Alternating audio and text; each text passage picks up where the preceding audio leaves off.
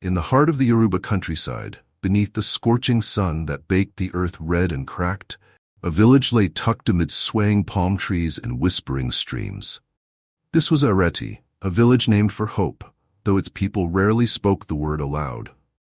Life in Ireti was predictable. Children ran barefoot through dusty lanes, traders bartered loudly in the market square, and elders sat beneath the great Iroko tree, weaving tales that blurred the line between memory and myth. In a small clay hut near the edge of the village, a girl sat hunched over a wooden mat, her hands moving deftly. Adesewa's fingers worked like they were possessed by a rhythm only she could hear, threading beads in intricate patterns. The beads gleamed in the filtered sunlight, vivid blues and reds, each one a world of color in her otherwise muted life. She was barely 17, but already renowned for her craft. Her necklaces were said to hold a certain magic, though none dared to say it too loudly. In Ireti, magic was not something to be courted lightly. Adesewa dreamed of more than beads and thread. She dreamed of leaving Ireti, of finding a world where her work was admired, not just for its beauty but for its artistry. She wanted to study, to become someone important, not just a beadmaker in a forgotten village. Yet, even as she dreamed, she could feel the weight of expectation pressing down on her, the village whispering around her like the wind through the tall grasses. It was on one of these ordinary mornings that Adesewa met him. Chibuzor. Chibuzor had arrived in Ireti with the dawn, a stranger with a bag slung over his shoulder and a story behind every smile. He was from the east, he said, passing through to visit relatives, though no one in the village could quite recall who these relatives were. He had the quick tongue of a storyteller, and soon the children of Ireti were trailing behind him, begging for tales of warriors and spirits, of gods and men who bargained with them. Adesewa met him by the river. She often went there to collect stones and clay for her beads, her quiet sanctuary away from the noise of the village. She hadn't expected to find anyone there, let alone a boy with such an easy grin and curious eyes. "That stone," he said, pointing to a shiny black pebble she had picked up. "It looks like it's been kissed by a spirit." She frowned at him, unsure whether to laugh or leave. "It's just a stone." "Maybe," he said, tilting his head, "but sometimes even stones have stories to tell." She found herself smiling, despite herself. Chibuzor's curiosity was infectious, and before long the two were sifting through the riverbed together, collecting stones that Chibuzor claimed were touched by gods and spirits. One, a translucent bead that seemed to catch the light even in the shade, caught Adesewa's eye. She slipped it into her pouch. Later that evening, she crafted it into a necklace, letting her hands move instinctively, weaving the beads into a pattern she didn't recognize. When she held the necklace up to the light, something about it made her pause. The beads seemed alive. She shook her head, dismissing the thought, and placed it with the others.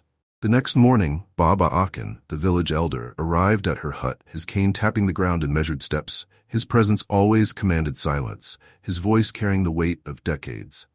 "You made this?" he asked, holding up the necklace. Adesewa nodded, uncertain of his tone. "Yes, Baba. Is there something wrong?" He stared at her for a long moment, his brows furrowed deeply. "The pattern on this necklace," he said slowly, "is one I have seen before, long ago." Adesewa exchanged a glance with Chibuzor, who had been sitting quietly in the corner. "It's just beads, Baba," she said, trying to sound casual. Baba Akin's eyes darkened. "Beads, yes, but their pattern carries meaning. This necklace mirrors the prophecy of Òkùnrìn, the seer. Do you know what that means?" Neither Adesewa nor Chibuzor dared to answer. The elder sighed heavily, placing the necklace on the table between them. "It means," he said, his voice grave, "that this is no ordinary necklace, and the consequences of its existence may be far-reaching." Days later, the village bustled with preparations for the annual Goon Festival, a celebration of strength and protection. The villagers danced and sang, their voices rising to the heavens as they adorned themselves in their brightest clothes and finest beads. Adesewa wore the necklace she had crafted. It was a bold choice, but something in her refused to leave it behind. As she joined the procession, a strange energy coursed through her, a sensation she couldn't name. She told herself it was just the excitement of the festival. But as the sun dipped below the horizon and the great bonfire was lit, the necklace began to glow. At first it was subtle, a faint shimmer. Then it grew brighter, drawing gasps from those around her. The music faltered. People stepped back, their eyes wide with fear. "It's a sign," someone whispered. "A sign from the gods." That night, the sky turned red. The moon, usually a cool white beacon, hung low and crimson, its reflection shimmering in the river. The villagers gathered in hushed groups, their eyes fixed on the heavens. Baba Akin stood at the center of the square, his face etched with worry. "The blood moon," he said, his voice carrying over the murmurs. "It is said to appear only when the balance between worlds is threatened." Adesewa clutched the necklace tightly, her heart pounding. Chibuzor stood beside her, his expression uncharacteristically serious. "What does it mean?" she whispered. "It means," Baba Akin said, his gaze heavy with meaning, "that the prophecy has begun." The next morning, Baba Akin summoned Adesewa and Chibuzor to his hut. The walls were lined with shelves of ancient texts and carvings, their meanings known only to the elder. "The prophecy," he began, "speaks of a necklace crafted with beads of power, a necklace that holds the fate of the village. If completed correctly, it will bring salvation, but if it falls into the wrong hands—" He didn't finish the sentence, but the weight of his words lingered. Adesewa felt a chill run down her spine. "What do we do?" Baba Akin handed her a small, weathered map. "You must find the remaining beads. They are scattered across the land, hidden by those who feared their power. But beware, this journey will not be easy." Chibuzor took the map, his jaw set. "We'll find them." The morning light filtered through the palm fronds, casting shifting shadows across the map Baba Akin had handed them. Adesewa sat cross-legged on the floor of her hut, the necklace placed before her like a relic awaiting reverence. Chibuzor leaned over her shoulder, his brows furrowed as he examined the map, which was little more than a faded scrap of parchment with lines that could have been trails or cracks in the paper itself. The only clear marking was a strange symbol, a circle surrounding a spiral, etched faintly on one corner. "Look," Adesewa said, her voice hushed as she held the necklace up to the sunlight. One of the beads, the translucent one she'd picked from the river, shimmered faintly, revealing the same symbol etched within its core. "Do you see that?" she asked, her heart beating faster. Chibuzor nodded, his fingers brushing against the bead. "It's the same as on the map. What do you think it means?" Adesewa shook her head, her voice catching. "I don't know, but it's as if this bead is leading us somewhere." Chibuzor stood pacing the small room. "The elder said the beads hold power. Maybe this one is pointing us to the next step." "But to where?" Adesewa pressed. He crouched beside her, tapping the map gently. "Here. This marking, it's not far. The ruins of the old shrine. Baba Akin said it's a place where the gods once walked." Adesewa frowned. "The shrine? That's inside the Ajugbo forest. No one goes there. It's forbidden." "Maybe it's forbidden because there's something there no one wants us to find," Chibuzor countered, his tone steady. Adesewa hesitated, but the faint hum of the bead in her hand seemed to echo in her mind, urging her forward. She took a deep breath. "Then we go." The path to Ajugbo forest was lined with tales as old as the village itself. Children grew up hearing warnings of the forest spirits, whispers of shadowy figures that moved between the trees, and the eerie songs of unseen beings that lured travelers deeper until they were lost forever. No one entered unless desperation left them with no other choice. Adesewa and Chibuzor stood at the edge of the forest as the sun began its descent, the trees casting long, claw-like shadows across the ground. The air felt heavier here, as though the forest were alive, holding its breath, waiting. "Are you sure about this?" Adesewa asked, clutching the necklace tightly. "No," Chibuzor admitted, offering her a lopsided grin. "But isn't that part of the adventure?" Adesewa rolled her eyes but couldn't suppress the small smile tugging at her lips. Together, they stepped into the undergrowth, the familiar sounds of the village quickly swallowed by the dense canopy. The forest was unlike anything they had imagined. It was too quiet, no chirping of birds, no rustling of small animals in the underbrush. Every step they took felt amplified, the crunch of leaves beneath their feet echoing unnaturally. As they pressed deeper, strange shapes seemed to flicker at the edges of their vision, shadows that disappeared the moment they turned to look. "Did you see that?" Adesewa whispered. Chibuzor nodded, his eyes scanning the surroundings. "Just keep moving." Hours passed, or perhaps it was minutes. Time seemed to bend in the forest, the light filtering through the trees shifting too quickly, then too slowly. Finally they reached a clearing. In its center stood the ruins of the shrine, a crumbling structure of stone overrun with vines, its entrance dark and gaping like the maw of a beast. "This is it," Chibuzor said, his voice low. Adesewa hesitated. "Do you feel that?" Chibuzor nodded again. "It's like the air is waiting." The shrine's interior was a labyrinth of shadows and silence. The walls were adorned with carvings that seemed to move in the flickering light of their torch, a gift from Baba Akin, who had pressed it into their hands with a grave expression and no words. The carvings depicted scenes of worship, of offerings made to beings with elongated limbs and faces hidden by masks. Adesewa's steps faltered as they reached the heart of the shrine. There, seated on a throne of roots and stone, was a woman. Her hair was braided with beads that jingled softly as she turned her gaze toward them. Her eyes were dark, but they seemed to hold the weight of centuries. "You came," she said simply, her voice soft but commanding. Adesewa glanced at Chibuzor, who was frozen in place, his mouth slightly open. She stepped forward cautiously. We didn't mean to disturb you. We're looking for something." The woman smiled faintly. "Everyone who comes here is looking for something, but the question is whether you are prepared for what you will find." Adesewa swallowed, clutching the necklace. This bead led us here. Do you know what it means?" The woman stood, her movements fluid and deliberate. "The necklace you hold is no mere adornment. It is a key to balance, to chaos. The gods once entrusted its power to mortals, but mortals proved unworthy." "What happens if we complete it?" Chibuzor asked, finding his voice. The woman tilted her head. "That depends. Will you use its power for harmony, or will you let it destroy you?" Adesewa's grip tightened on the necklace. "We don't want to hurt anyone, we just want to understand." The woman studied them for a long moment before gesturing to the wall behind her. "Then you must solve the riddle." The mural behind the woman was a swirl of colors and symbols, depicting fire and water locked in a delicate dance. Beneath it was an inscription, worn but legible. "When fire meets water, the balance shall shift. To create is to destroy, and to destroy is to create. Seek the urn that binds them."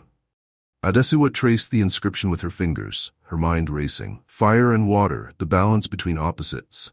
"The urn," Chibuzor said, his eyes lighting up. "It must be hidden here. We need to find it." The woman nodded but said nothing more. As they began their search, the air in the shrine seemed to grow heavier, the shadows darker. It was as if the shrine itself were testing them, its ancient walls watching, waiting. Finally they found it, a small urn tucked into an alcove, its surface etched with the same swirling pattern as the necklace. When Adesewa lifted it, the translucent bead in the necklace began to glow brighter, pulsing with a steady rhythm like a heartbeat. "This is it," she said, her voice trembling. But as they turned to leave, the woman's voice stopped them. "The necklace binds you now," she said. "It will demand much of you. Be ready." As they exited the shrine, the forest seemed to shift around them, its silence replaced by an eerie hum. The urn in Adesewa's hands felt warm, then cold, then warm again, as if it were alive. The necklace glowed faintly, the bead's rhythm matching their footsteps. "What now?" Adesewa asked, glancing at Chibuzor. He opened his mouth to answer, but a sudden gust of wind swept through the clearing, extinguishing their torch. The forest plunged into darkness, and for a moment all they could hear was their own breathing. And then, from somewhere deep within the trees, came a sound that made their blood run cold. A low, echoing laugh, like the forest itself was mocking them. They ran, the path twisting and turning beneath their feet, the forest closing in like a living thing. But even as they fled, the necklace pulsed steadily, guiding them forward as if it had a will of its own. Adesewa clung to that rhythm, to that faint light, and whispered to herself, "This is only the beginning." By the time Adesewa and Chibuzor returned to the village, the sun had dipped below the horizon, painting the sky in deep oranges and purples. They stepped onto the dusty path leading to Ireti, clutching the urn like it held the answers to the universe. Their return should have been quiet, unremarkable, but the sight of them together, the necklace gleaming faintly against Adesewa's chest, drew attention like moths to a flame. "It's them," someone whispered. "They've brought something back," another voice hissed. By the time they reached the square, a small crowd had gathered, faces lit by the flickering glow of oil lamps. Baba Akin stood at the front, his expression unreadable, but the weight of his presence was enough to hush the murmurs. "What did you find?" he asked, his voice steady but filled with something Adesewa couldn't name. Fear, perhaps, or expectation. Adesewa hesitated, glancing at Chibuzor. He nodded slightly, urging her forward. She held up the urn, its surface still warm from the strange energy it seemed to carry. "This," she said, her voice firm despite the tightness in her chest. "We found this in the shrine." The reaction was immediate. Gasps rippled through the crowd, followed by hurried whispers. Some looked at the urn with awe, while others stepped back, their faces twisted in fear. "Why would you bring that here?" a woman cried. "Don't you know what you've done?" "They've angered the gods," another shouted.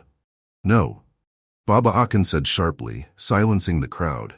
His gaze fell on the urn, then the necklace. "They haven't angered the gods, not yet." "Then what is it?"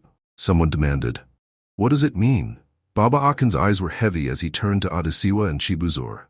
"It means the prophecy is unfolding, and now we must decide how to proceed." The village didn't sleep that night. Fires burned low as groups huddled together, whispering about omens and curses, about beads that could summon salvation or ruin.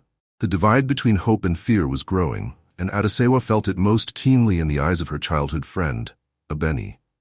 "You shouldn't have gone into the forest," Abeni said, her voice cold as they stood by the riverbank the next morning. The water flowed gently, its surface calm, but there was a tension in the air that made it feel anything but peaceful. "I had to," Adesewa replied, her tone defensive. "You don't understand." "I understand more than you think," Abeni cut her off.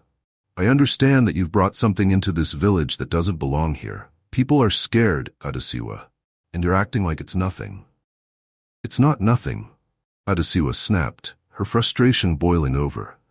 "This necklace, these beads, they're connected to something bigger than any of us. If we don't figure it out, we'll all be in danger." "And what if you're the danger?" Abeni's words hit like a slap. For a moment, neither spoke, the weight of the accusation hanging between them. "I thought you'd understand," Adesewa said finally, her voice barely above a whisper. Abeni's expression softened, but only slightly. "I want to. But you're changing, Adesewa, and I don't know if it's for the better." That night, while the village remained restless, Chibuzor slept fitfully in a small hut lent to him by a distant relative. The urn sat nearby, wrapped in cloth, and the necklace lay on the floor between him and Adesewa, who had refused to sleep alone after the day's events. The dreams came in flashes, vivid and incomprehensible. First, he saw a river, its waters swirling unnaturally, shifting from clear to blood-red. The air around it shimmered with heat, though no sun shone overhead. Then came the forest, but this time it was alive with movement, shadows darting between trees, eyes glowing faintly in the dark. And then, the ancestors. They appeared as faint outlines, their faces blurred but unmistakably human. They stood in a circle, their hands extended toward the necklace, their voices merging into a low chant that seemed to vibrate in his very bones. One figure stepped forward, its presence commanding, though its features remained obscured. "You must find the balance," it said, its voice echoing in his mind, "or all will fall to chaos." "What balance?" Chibuzor asked, his voice trembling. "What do you mean?" The figure didn't answer, but the chanting grew louder, the sound rising like a wave until it became deafening. Chibuzor jolted awake, his heart pounding, sweat slick on his skin. Adesewa sat up immediately, her eyes wide. "What happened?" Chibuzor ran a hand through his hair, his breath uneven. "The ancestors. They're warning us. This necklace, it's more dangerous than we thought." In the days that followed, Adesewa and Chibuzor spent every waking moment together, poring over the map, the urn, and the necklace, trying to make sense of the clues they had gathered. The bond between them grew stronger, forged in the fire of shared purpose and danger. But not everyone approved. Adesewa's mother had noticed the way Chibuzor lingered too close, the way her daughter's laughter came more freely in his presence. One evening, as Adesewa returned home, her mother met her at the doorway, her arms crossed tightly. "That boy," she said, her tone sharp. "He's not one of us." Adesewa stiffened. "He's helping me." "He's distracting you," her mother countered. And you know how the village feels about outsiders. What will people say if they see you together like this? I don't care what people say, Adesewa snapped. Chibuzor understands me in ways no one else does. He's different. That's exactly the problem, her mother said, her voice softening but her eyes still hard. You have enough to worry about with that necklace. Don't add to your burden. Adesewa didn't respond. She simply turned and walked away, her heart heavy but resolute. She couldn't abandon Chibuzor, not when they had come so far, not when she felt that their destinies were somehow intertwined. But even as she defended him, a small voice in the back of her mind wondered if her mother was right. Could she truly trust Chibuzor?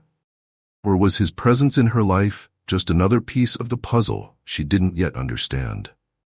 The air was thick with tension in Ireti, the unease of the villagers hanging over Adesewa and Chibuzor like a storm cloud. After days of accusations and whispers, they found themselves at the door of Alaba, the village herbalist. Alaba was a woman of contradictions, soft-spoken yet commanding, her hut filled with a pungent scent of herbs and the soft hum of chants barely audible beneath her breath. "I heard you've been meddling with things best left alone," Alaba said, not unkindly, as they stood before her. Her piercing gaze seemed to strip away their defenses. Adesewa glanced at Chibuzor, then back to Alaba. "We didn't mean to," she admitted, "but now we have to finish what we started." Alaba studied them for a long moment, then motioned for them to enter. "If you're serious about this, you'll need guidance. What you've stumbled upon is not just a trinket. It's a doorway to power, to destruction. Come." Inside, her hut was cluttered with jars of strange powders, dried plants, and charms made of bone and wood. In the center, a small fire burned steadily, its smoke curling into shapes that disappeared before they could be understood. "Show me the necklace," Alaba said. When Adesewa held it out, the beads gleamed faintly, as if recognizing Alaba's presence. She leaned closer, her eyes narrowing. This is older than I thought. You'll need to speak to someone who can see beyond what is visible." "Who?" Chibuzor asked. Alaba's lips thinned into a line. "Iya Efun, the oracle." The path to Iya Efun's shrine wound through the outskirts of the village, past fields overgrown with weeds, and into a stretch of land where the trees grew twisted, their branches clawing at the sky. It was said that Iya Efun's sight came at a price, both for her and those who sought her counsel. The shrine was a simple structure, its walls painted with symbols that seemed to shift under the dappled sunlight. Iya Efun sat at its center, her eyes milky white, a sign of the blindness she'd traded for the ability to see the unseen. "You've come because the gods whispered to you," she said, before Adesewa or Chibuzor could speak. Her voice was low and musical, carrying an air of finality. Adesewa stepped forward. "We've come because we don't understand what we've found."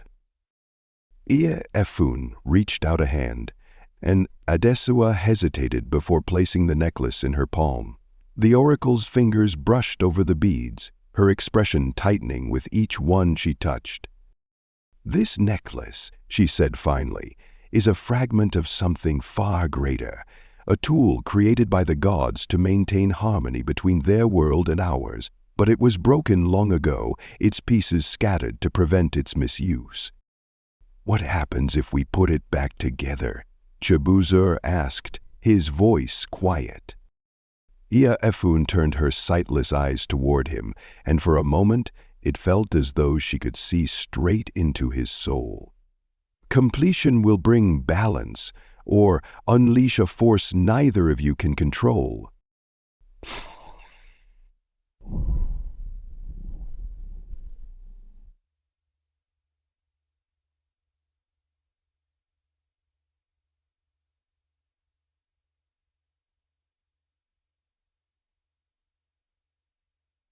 beads you carry are not ordinary. Each one is tied to an element of creation: earth, wind, fire, and water. They represent the balance of life itself." "Then why were they separated?" Adesewa asked. "Because balance can be easily tipped," Ifun replied. "The gods trusted humanity to wield this power wisely, but greed, fear, and ambition made them unworthy. So the beads were hidden."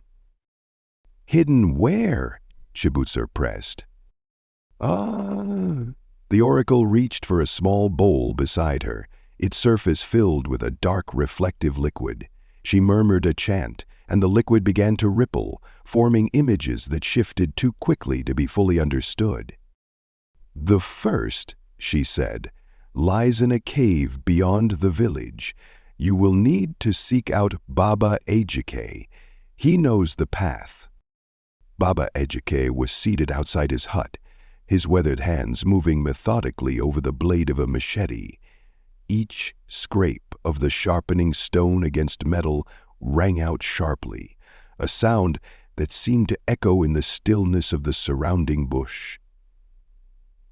His presence was imposing despite his age. His back was straight, his shoulders broad, and his sharp eyes missed nothing as they fixed on Adesewa and Chibuzor.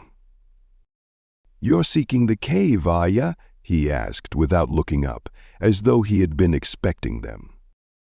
Adesewa stepped forward, clutching the necklace tightly. "Yes, Baba, we've been told there's something there we need. A bead."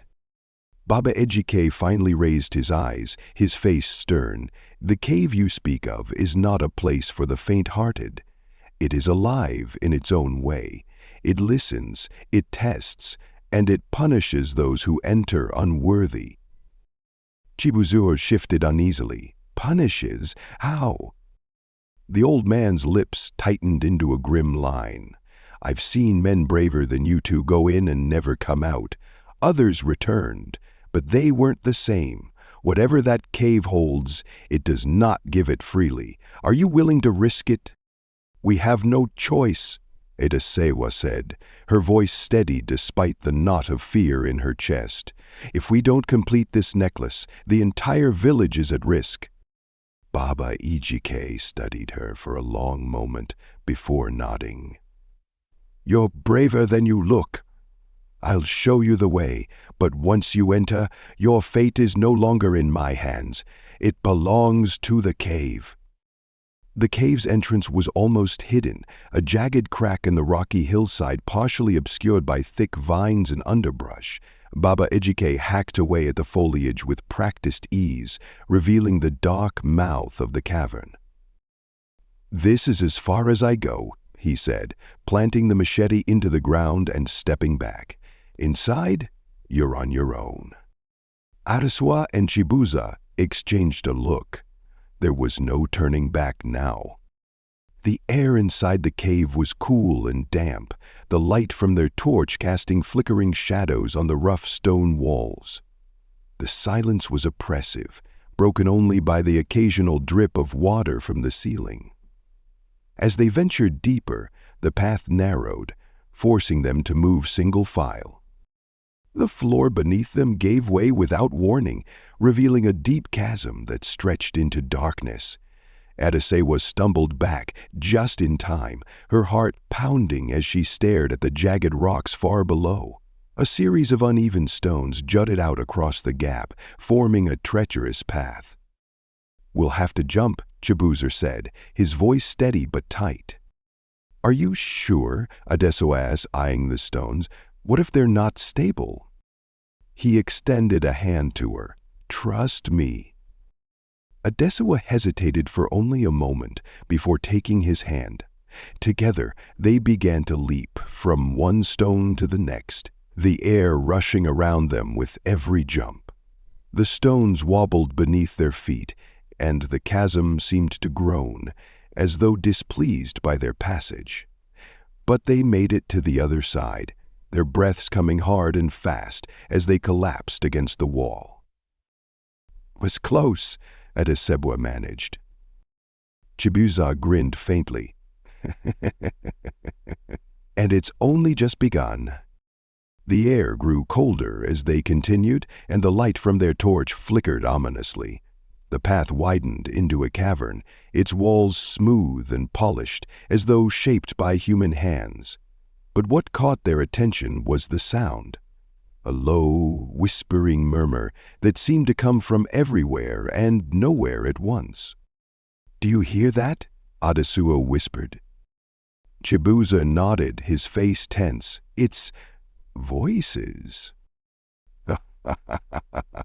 The whispers grew louder, their words indistinct but insistent. They filled the cavern, weaving around Adesewa and Chibuzor like invisible threads. Then, suddenly, the voices took shape. Adesewa froze as she heard her mother's voice, sharp with disappointment. "You're not strong enough for this, Adesewa. You'll fail, just like you always do." "No," she whispered, shaking her head. "That's not true." Chibuzor staggered back as a voice hissed in his ear, low and mocking. "You think she'll stay with you? You're just an outsider. She'll leave you behind the moment this is over." "It's lying," Chibuzor muttered, clutching his head. "It's not real." But the voices didn't stop. They grew louder, more insistent, their words cutting deep into insecurities they had tried to bury. Adesewa squeezed her eyes shut, pressing her hands over her ears. "Focus," she told herself. "Focus on the goal." Chibuzor's hand found hers in the dark. "We have to move," he said, his voice firm despite the tremor in it. "We can't let it win." Together they pushed forward, each step an act of defiance against the voices that sought to tear them apart. The final chamber was circular, its walls adorned with carvings that seemed to tell a story of creation, of balance, of a great catastrophe averted by a single shining object. At its center stood a pedestal, and on it rested a bead, glowing faintly with a golden light. Adesewa stepped forward, but Chibuzor held her back. "Wait, there's something off." The air in the chamber felt charged, as though it was waiting for something. Carved into the pedestal were words written in an ancient script, but their meaning was clear. "Hold the light, you must first face the dark. To grasp the truth, you must let go of lies." "What does it mean?" Adesewa asked, her brow furrowing. I think it's another test," Chibuzor said. "We have to trust each other completely." "How?" she asked, her voice shaky. He turned to her, his expression serious. "I'll go first, but you have to trust me to make the right choice." Adesewa hesitated, her heart pounding, but she nodded. "I trust you." Chibuzor approached the pedestal, his steps slow and deliberate. As his hand closed around the bead, the carvings on the walls seemed to come to life, their images shifting and glowing. For a moment, the room was filled with blinding light, and then silence. When the light faded, Chibuzor was still standing, the bead glowing in his hand. He turned to Adesewa, a small smile on his lips. "We did it." The bead's glow didn't fade as they left the chamber. It pulsed gently, its light illuminating the path as they retraced their steps out of the cave. But as they stepped into the sunlight, the world around them seemed different. The air was heavy, the sky overcast, a faint rumble of thunder echoed in the distance. "Do you feel that?" Adesewa asked.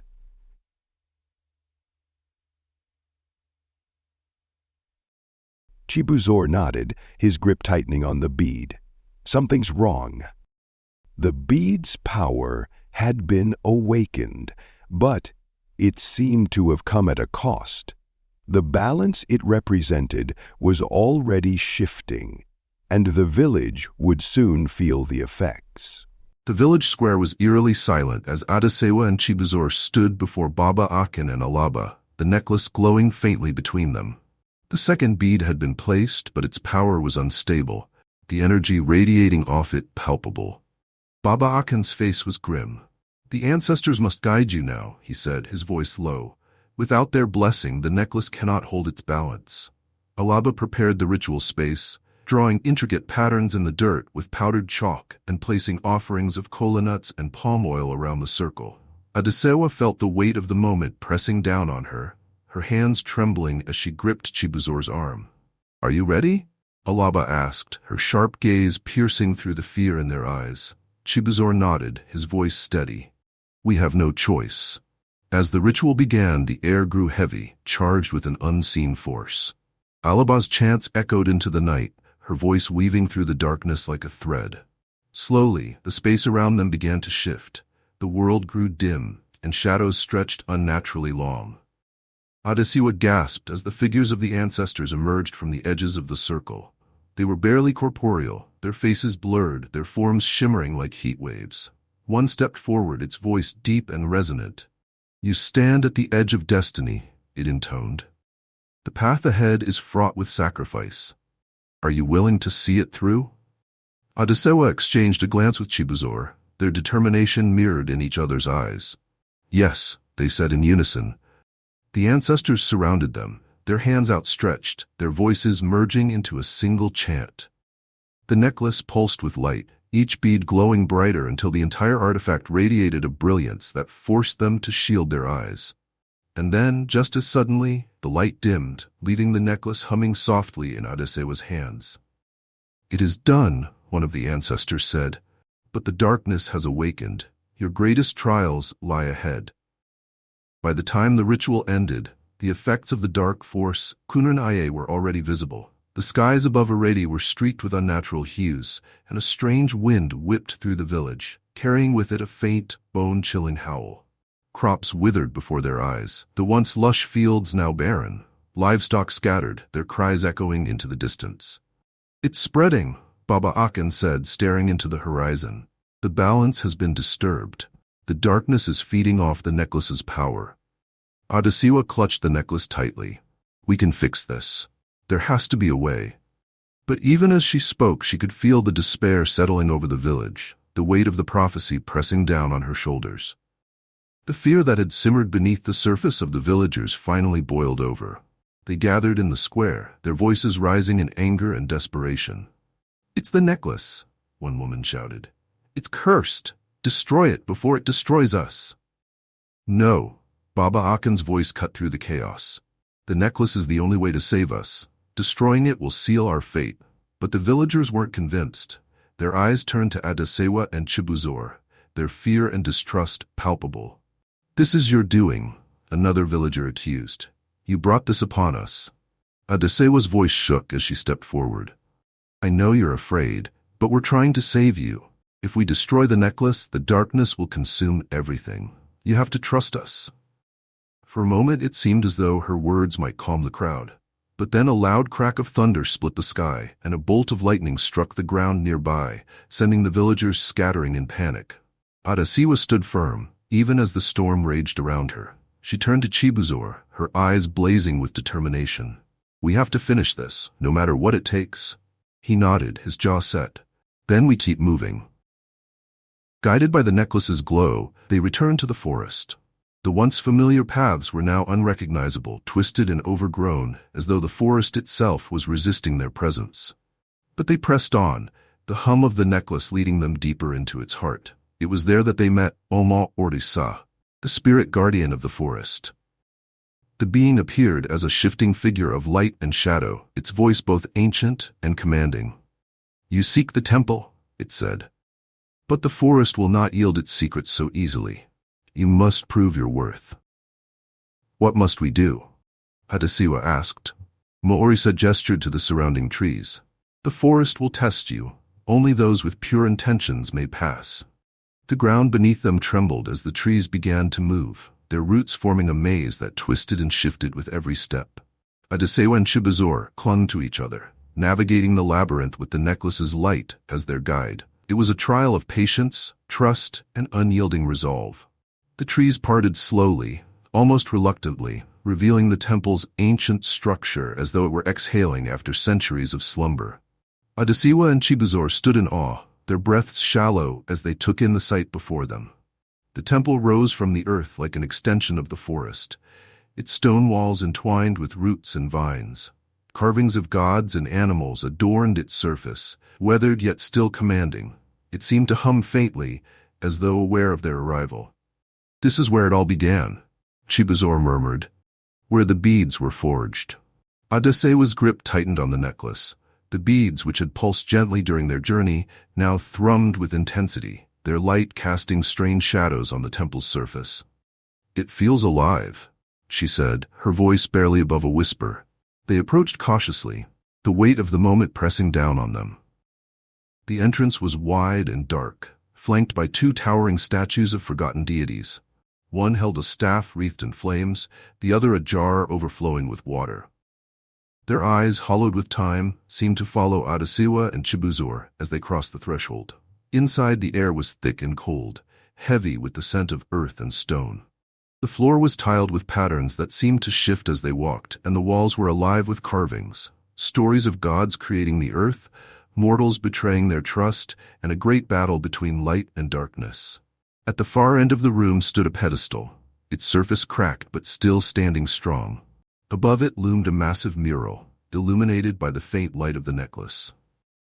"This is it," Adesewa said, her voice trembling. "The heart of the prophecy." The mural stretched across the wall, its vivid colors defying the centuries it had endured. It depicted chaos, rivers overflowing, skies darkened by storms, forests consumed by fire. At the center of it all was the necklace, glowing brightly, held aloft by a figure shrouded in shadow. Surrounding the figure were the gods, their faces stern and unyielding.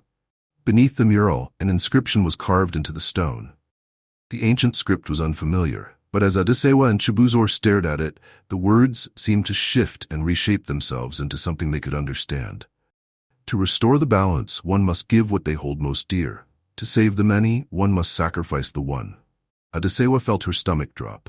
"Sacrifice?" she whispered, her voice barely audible. "What does it mean?" "It means one of us," Chibuzor said, his voice grim. "It means someone has to stay behind." "No," Adesewa said immediately.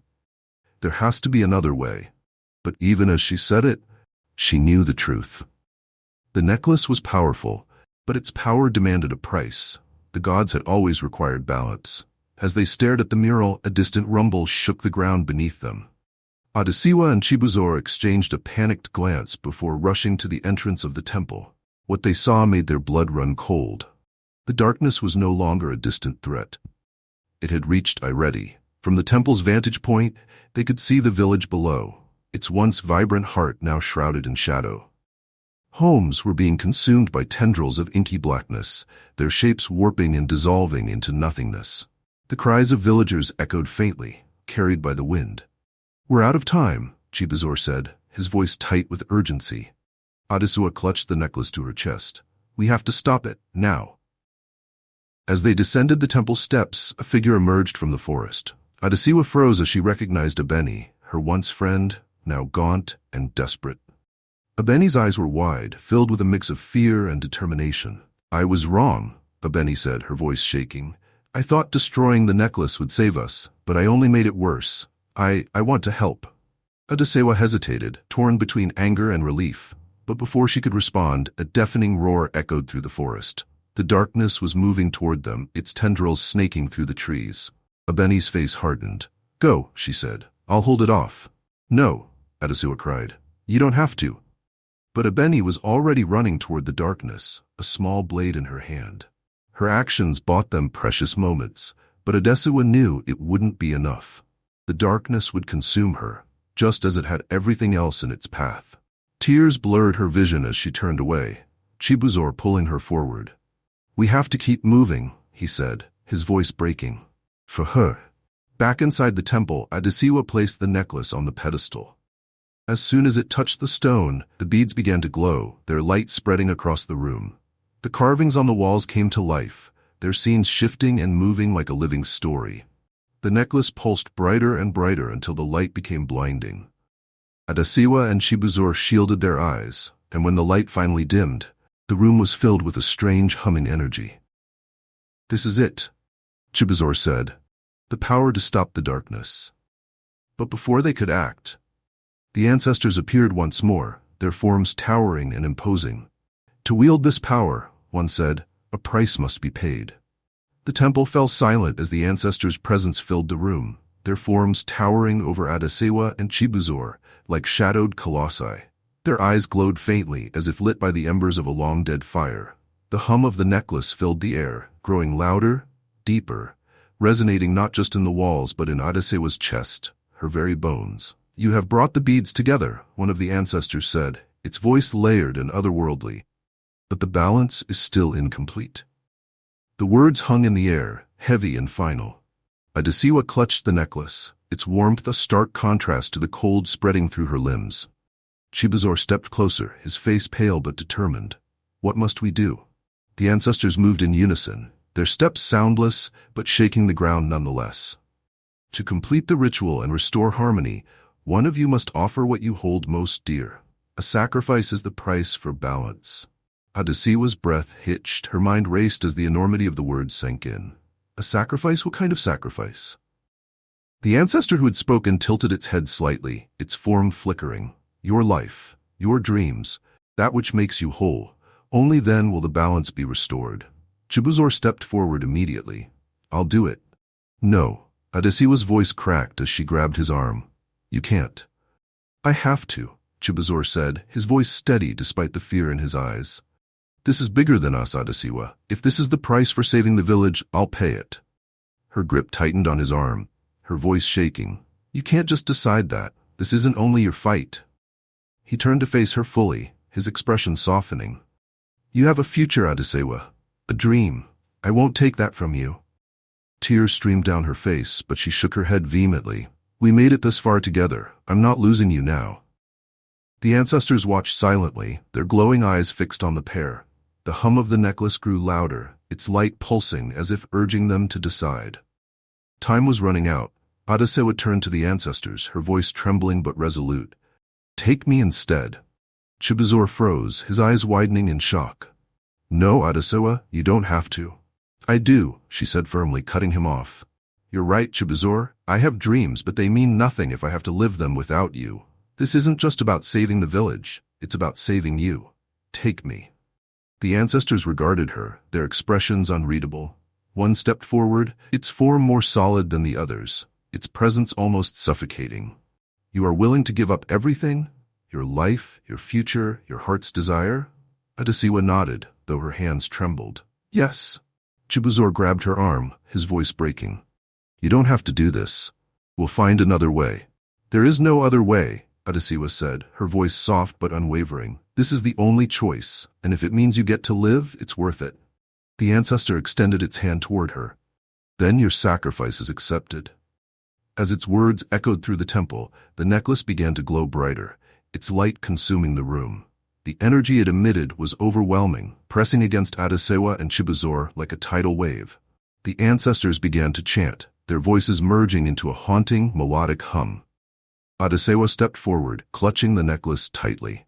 She turned to Chibuzor one last time, her eyes filled with unshed tears. "Promise me you'll keep going," she said. "Promise me you'll live." "I promise," Chibuzor whispered, though his voice was thick with grief.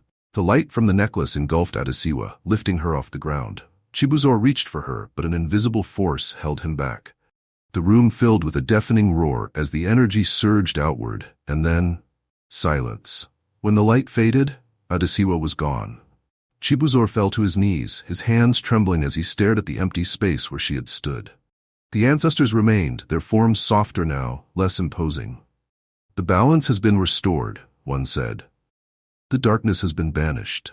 Chibuzor's head snapped up, his eyes blazing with anger. You took her for your balance." "She chose," another ancestor said. "Her sacrifice was freely given, the balance demanded it." But Chibuzor couldn't hear them. His grief consumed him, his mind racing with memories of Adesewa's laughter, her determination, her unshakable belief in their cause. He felt the weight of her absence like a physical blow. But somewhere deep within him, a spark ignited.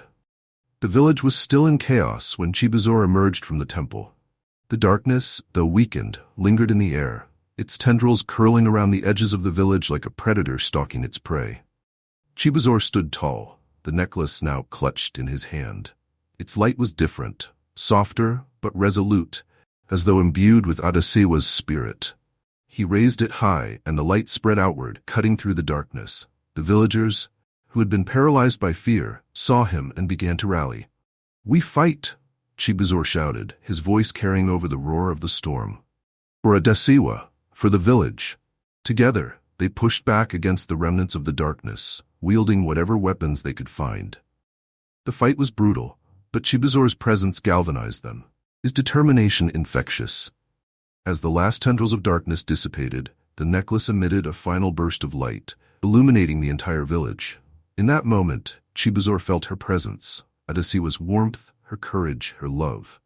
The necklace, now whole, had become a new artifact, one born not just of divine power but of the bond they had shared. The ancestors appeared one final time, their forms softer, more human. "You have proven yourself worthy," they said. "Her sacrifice will not be forgotten." Chibuzor bowed his head, his heart heavy but filled with resolve. "Thank you," he whispered, though he wasn't sure if the words were for the ancestors or for Adesewa. The village began to rebuild, its people inspired by Chibuzor's courage and Adesewa's sacrifice. They erected a shrine in her memory, the necklace enshrined at its center as a symbol of hope and resilience. Chibuzor, though changed by the ordeal, found a new purpose in honoring Adesewa's legacy. He worked tirelessly to rebuild the village, mentoring the next generation and teaching them the importance of unity and sacrifice.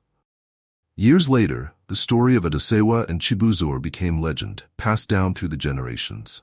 The necklace's pattern, now etched into the hearts of the villagers, symbolized the unbreakable cycle of love, sacrifice, and renewal. A reminder that even in the darkest of times, light could prevail.